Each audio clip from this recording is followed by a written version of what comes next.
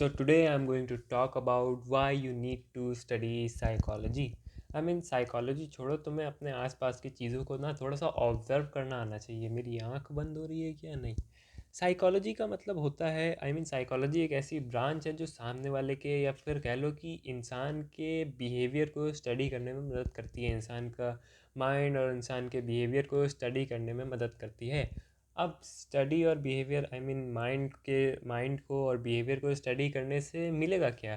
तुमने समझ लिया कि ऐसा करने से ये माइंड ऐसे रिस्पॉन्स करता है, ऐसा करने से ब्रेन ऐसे रिस्पॉन्स करता है। तो इससे फ़ायदा क्या होने वाला है? इससे फ़ायदा ही फ़ायदा है। जब तुम किसी इंसान के ब्रेन और माइंड को अच्छे से समझ जाओगे तो तुम खुद को सबसे पहले तो अच्छे से समझने लगोगे कि मैं जो चीज़ें कर रहा हूँ वो क्यों कर रहा हूँ। लाइक मुझे छोटी छोटी बातों पे गुस्सा आ रहा है तो क्यों आ रहा है? क्या ये मेरा नेचर है या फिर मुझे किसी चीज़ की कमी खल रही है? तो ऐसे करके तुम अपने आप को अच्छे से समझ पाओगे। जब तुम अपने आप को अच्छे से समझ पाओगे तो तुम सामने वाले को भी अच्छे से समझ पाओगे कि सामने वाला जो चार हरकतें कर रहा है वो क्यों कर रहा है। वो एकदम से छोटी छोटी बातों पे चिड़चिड़ा क्यों हो रहा है, वो छोटी छोटी बातों पे।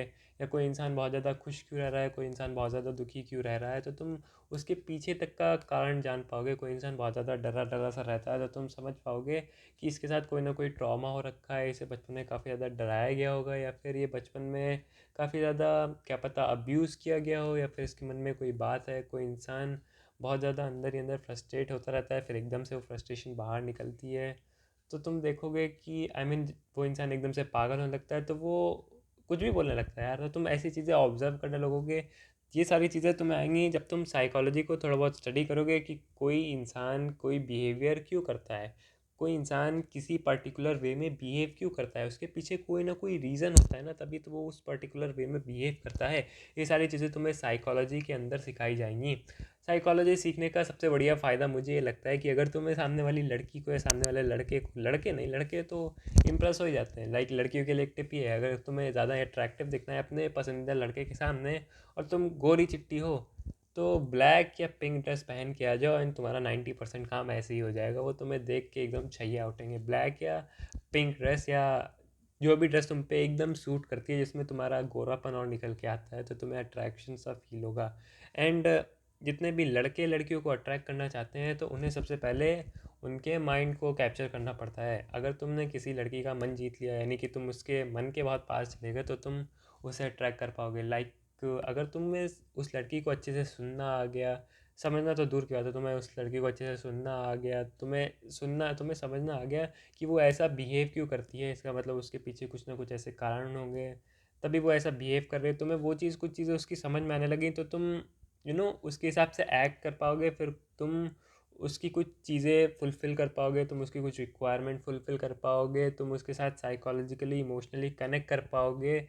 इवन साइकोलॉजी को पढ़ के कि वो ऐसा कर रही है तो वो ऐसा चाहती है कि कोई मेरे साथ बात करे, कोई मेरे से कनेक्शन फील कराए। जब तुम ये सारी चीज़ें देखने लगोगे, साइकोलॉजी से देखो, साइकोलॉजी पढ़ के देखो, या फिर ऐसे ही अपने आसपास ऑब्जर्व करके देखो। साइकोलॉजी क्या है? ऑब्जर्वेशन ही तो होता है कि ये ऐसा क्यों कर रहा है, क्योंकि इसके पीछे ये कारण है। तो ऐसा जब तुम देखोगे तो तुम्हें उस लड़की को अट्रैक्ट करने के चांसेस भी बढ़ जाएंगे कि ऐसा क्यों कर रही है, क्योंकि इसके पीछे ये रीजंस हैं। अब मुझे ये रीजंस पता है, ये तुम्हें प्रॉब्लम अच्छे से पता चल गया, अब तुम उस प्रॉब्लम का सलूशन निकाल सकते हो, उस लड़की की तरफ, उस लड़की के दिल में अपने लिए जगह बना सकते हो। ये भी एक रीज़न हो सकता है, और भी कई सारे रीजंस हो सकते हैं, जैसे कि तुम्हें सामने वाले किसी कॉन्ट्रैक्टर से अपना वो निकलवाना है, टेंडर निकलवाना है, तुम्हें किसी कॉन्ट्रैक्टर से साइन कराने हैं। तो लाइक एक क्या हुआ, ये दो राजा, एक राजा था और एक इंसान था। एक इंसान को अपने पेपर से उस राजा पे साइन कराने थे। इस साइन में क्या था कि उसकी प्रॉपर्टी का कुछ लॉस हो रहा था, ऐसा कुछ था। राजा का घाटा होता अगर वो साइन कर देता। और ये वकील बड़ा चालाक था। एग्जैक्ट राजा वकील की स्टोरी नहीं है, स्टोरी समझो। ये वकील बड़ा चालाक था, तो इसने क्या किया कि इसने देखा कि राजा को गेम खेलने का बड़ा शौक है। तो इस वकील ने क्या किया कि अपनी सारी दौलत राजा के उस गेम में हरा दी। गेम कौन सा था? गेम था ताश का। ताश का गेम पहले बहुत चलता था, तो राजा और ये ताश का गेम खेल लेते। तो राजा देख रहा था, अरे ये तो बिल्कुल फुद्दू है, ये अपनी सारी दौलत हराया जा रहा है, हराया जा रहा है, तो एकदम फुद्दू है। फिर जब गेम ख़त्म हुआ तो लास्ट में बातचीत हुई, फिर लास्ट में बातचीत में एक कॉन्ट्रैक्ट साइन कराया कि सर ये साइन कर दीजिए, ये ऐसा वैसा कॉन्ट्रैक्ट है। तो राजा को ऐसा लगा, अरे ये तो फुद्दू इंसान है यार, ये तो गेम में अपनी पूरी जायदाद हार गया है, तो ये क्या ही करेगा। कॉन्ट्रैक्ट साइन करा के ले गया, और फिर जीत किसकी हुई? जीत अंत में इसकी हुई, क्योंकि ये कॉन्ट्रैक्ट साइन करा के ले गया जिसमें इसका घाटा था, इसमें इसकी बहुत सारी ज़मीन जा रही थी। सो इस साइकोलॉजी को तुम्हें, ऐसे साइकोलॉजी को तुम्हें समझना होता है, ऐसे तुम्हें ऑब्जर्व करना पड़ता है। That's why you need to study some kind of psychology, and yeah, you need to at least observe what is going around you. And that's it for today's video.